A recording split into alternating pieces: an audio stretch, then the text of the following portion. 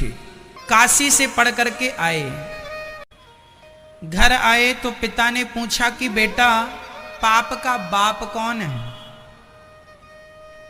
उन्होंने पूरे वेद पुराण उलट पलट लिए पर कहीं उन्हें पाप के बाप का नाम नहीं मिला। पिता ने कहा जा अभी और पढ़ के आवे, तेरी पढ़ाई पूरी नहीं, मेरे प्रश्न का उत्तर नहीं दिया मतलब तेरी पढ़ाई अभी पूरी, जा। उल्टे पांव बाप ने बेटे को फिर लौटा दिया, वो फिर काशी की तरफ चला।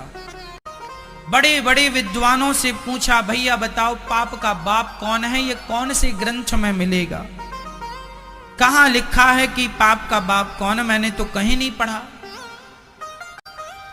बड़े बड़े ज्ञानी योगी ध्यानियों के पास गया पर कोई जवाब ना दे सका कि पाप का बाप कौन है। वो बालक थक गया।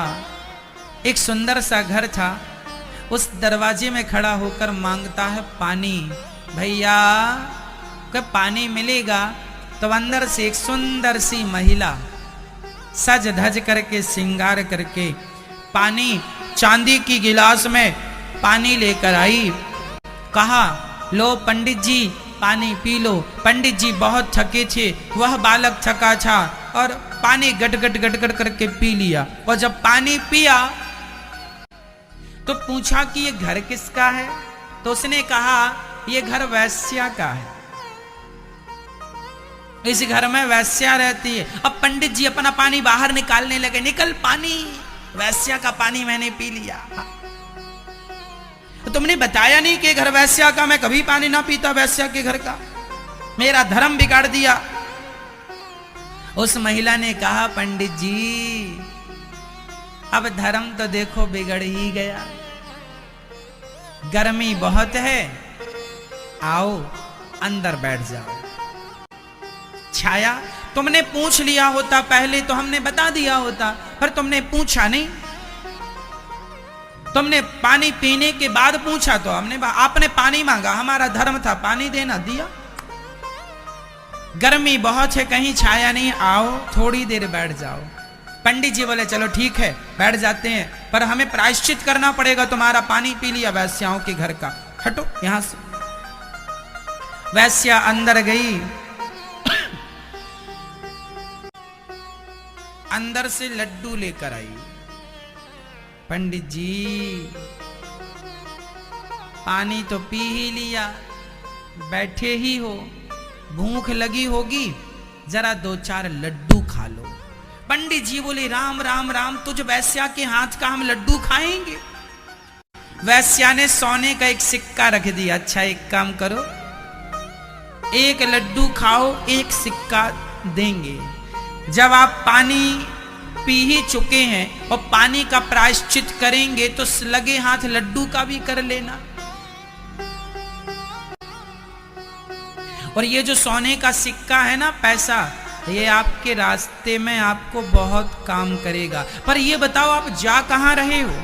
हम काशी जा रहे हैं, क्यों?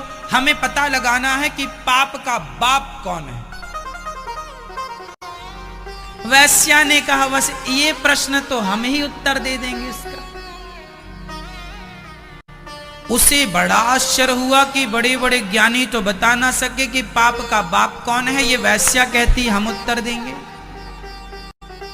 वैश्या ने कहा पहले लड्डू खाओ। पंडित जी को लगा सोने की एक मोहर मिल जाएगी तो कुछ किराया भाड़ा का काम बंदोबस्त हो जाएगा। एक लड्डू खा लिया, वैश्या ने तुरंत एक सिक्का रख दिया। दूसरा लड्डू वैश्या ने कहा अब एक और खा लो। पंडित जी ने कहा एक खा लिया बहुत है, अब इसी का प्रायश्चित करना पड़ेगा। नहीं तुम्हारे हाथ का नहीं खाएंगे, तुम वैश्या हो। अरे महाराज गुस्सा काहे को होते हैं, एक लड्डू पर 2 मोहरें हैं। अब एक लड्डू पर 1 मोहर थी, अब एक लड्डू पर 2। पंडित जी बोले 1 पे 2 है, कोई बात नहीं, प्रायश्चित कर लेंगे, चलो ला। एक और खा लिया। वैश्या ने तीसरा पकड़ाया, तीसरा लड्डू खाओ। उसने कहा ना ना 2 बहुत हो गए, गंगा जाके पानी गंगा जी में खड़ा होकर के गायत्री जप करूंगा तब कहीं जाके तुम्हारे पाप से मुक्ति मिलेगी। अब जब करना तो तीसरा भी खा लो, इसमें 3 मोहरें मिलेंगी। पंडित जी लड्डू खाते गए, वो वैश्या मोहरें देती गई। अंत में पंडित जी जाने लगे। वैश्या ने कहा, महाराज प्रश्न का उत्तर मिला कि नहीं? बोले नहीं मिला, काशी में जाके पता लगाऊंगा। वैश्या ने कहा, महाराज आपको अभी भी पता नहीं चला?